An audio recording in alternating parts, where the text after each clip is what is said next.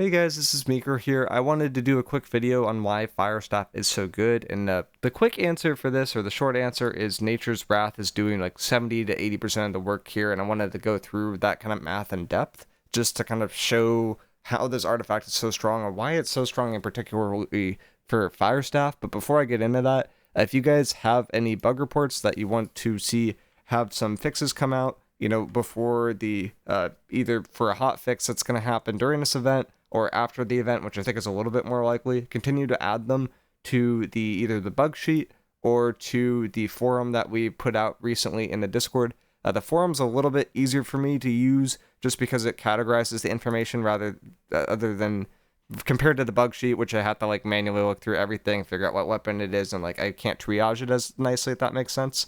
So both those work. Slightly prefer the forum, but continue to do that so we can continue to get these bugs fixed. AGS is listening, taking note. The green stuff in here basically means it was passed off to the devs. Some of the earlier stuff here was also just passed off to the devs. We just forgot to like go back and do that. We're still going back and trying to fix some of these, but just noteworthy there that you are being heard with some of this stuff, and it's important for us to get this fixed so that the game is actually in a playable spot. And for that, AGS plus clearly shown does not have the best QA, and we can kind of supplement that for now.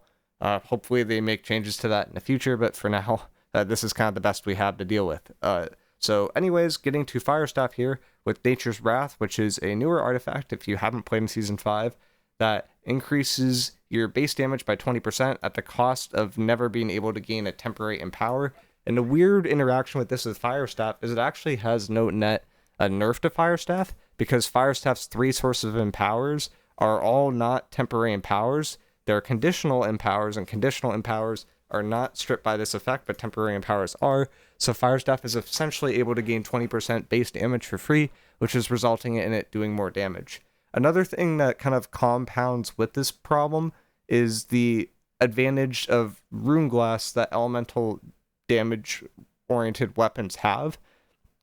Runeglass from an elemental variant does empower, and it has no active cooldown, and it is a bigger value than it is for melee oriented classes. Melee oriented classes gain 1% base damage. It has a 1-second activation cooldown, versus something like the Firestaff gains 2% in power, and it has no activation cooldown. So Firestaff is twice as powerful in terms of pure stats alone. It's in a different bucket that happens to be more beneficial, because empower for this kind of build is what you are lacking, because you're gaining base damage. You need more empower to get to near that cap to maximize your damage overall. And because of that, you just want as many empowers as you can, and this is like a good source of that basically everyone takes as a sacrifice to your armor rating. You drop from 2.5% on a typical gem to 2% for the armor rating, but for this case it's typically worth it, versus for something like a melee weapon, it just doesn't make sense to do so since you aren't gaining as much scaling. So elemental weapons inherently have an advantage with this, and people are using this with the Firestaff to do incredible amounts of damage. They are essentially able to hit the empower cap, which I represent here. Here we have every single weapon in New World. If we were to look at its stats that has as a default and assume that all their base damage numbers are the same, we could see actually that Warhammer, Great Axe, Musket, Blunderbuss, Bow, Spear, like you see Firestaff's like middle of the pack at this point, but the thing is Firestaff has a very, very high base damage modifier compared to other weapons. Warhammer, for example, is closer to a 1.5 on the base damage scale, versus Firestaff is closer to a 2.1. And when you take those into consideration, you see that Firestaff basically has the same amount of damage as a Warhammer in terms of its outgoing damage, and because of that, it's able to keep up with Warhammer, while Warhammer has slower attacks and cannot AoE, which the Firestaff can play from range and just attack and AoE. The other benefit that Firestaff has that we're not talking about here is that Firestaff inherently can just throw more int points into the mix compared to a Warhammer, because Warhammer users basically all take 350 con, which means you could only have 250 strength, which results in a lower damage number than something like a Firestaff, which you typically see people go 400 int, up to 500 int even, and just play with the rapier as an offhand, which will help them live more, which allows them to do more damage overall than a Warhammer by a very significant margin, because they're just able to dedicate more stats to the actual damage scaling of the weapon itself. And because of this, we are left in a spot where Firestaff is able to do a significantly amount more damage than we are able to with other weapons, basically has a combination of Firestaff being able to dedicate more stats to the actual doing of damage itself, and this weird interaction with Nature's Wrath, where it actually is strictly beneficial for him in Firestaff, and there is no detriment associated with Nature's Wrath for this weapon. I think Nature's Wrath is a really interesting, fundamentally designed artifact that, in theory, is really, really cool because you have to make a choice there where you're trading off some sort of burst that you would be getting from Empower for more consistency that you'd be getting for base damage in most cases, but the case with Firestaff specifically results in a perk that is inherently just kind of broken. In terms of passive Empower that you just have outside of your kit Empower for most weapons that are elemental, you typically have 14%, 7% associated with the damage ring of the elemental, so in this case it would be a fire damage ring, and 7% associated with a powerful honing stone, which brings you to 14. You add on the 10% that you'd be getting from a Runeglass by putting in a Runeglass in all your armor, you're up to 24, and then you add on these 2 extra 5% here, then you're up to 34. You add on the extra 20% that you get from Runes of Helios, and you're over that Empower cap. So Firestaff is able to actually navigate to be over that Empower cap, which maximizes damage within New World.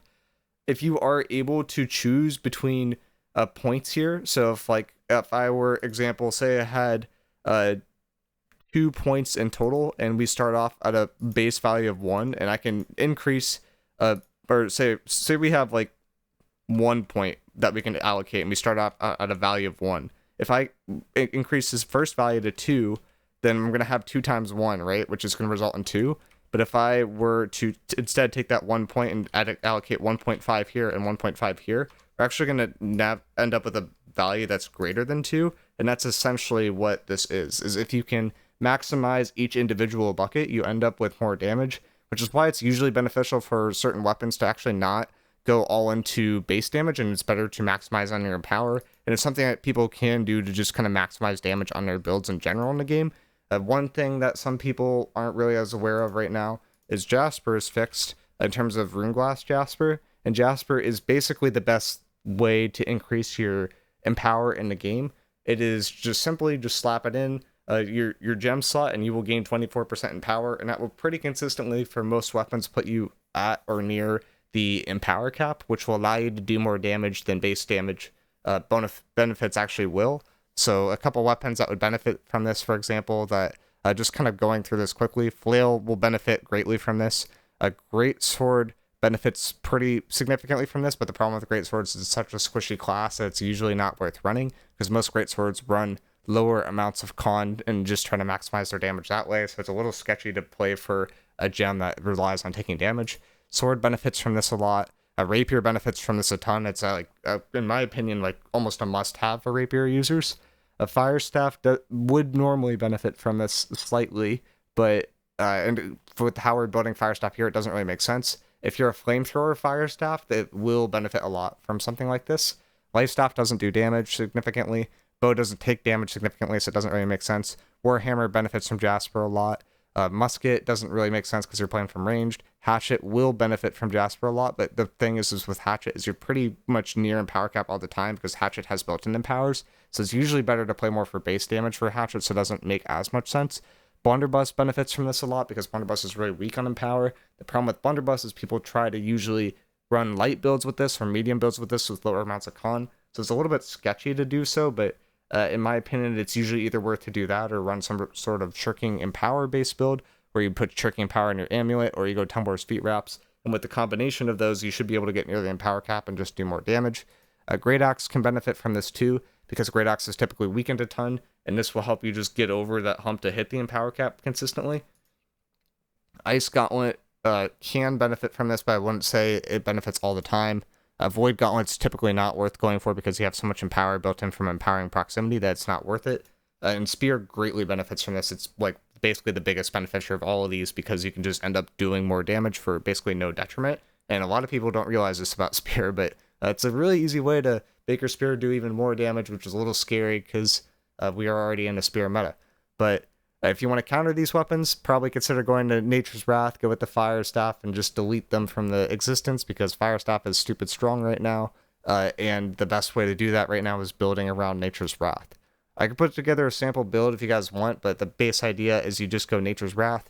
You go a thing called Fire Harnessing, which is another perk that you can add to elementals, which basically increases their empower, which makes them, again, significantly better than any melee-oriented class. There's no slash harnessing in the game, for example. There's no thrust harnessing, but there is fire harnessing, so you could just do even more damage with your elementals for basically no detriment, and it's another reason why Firestaff is just so stupid strong.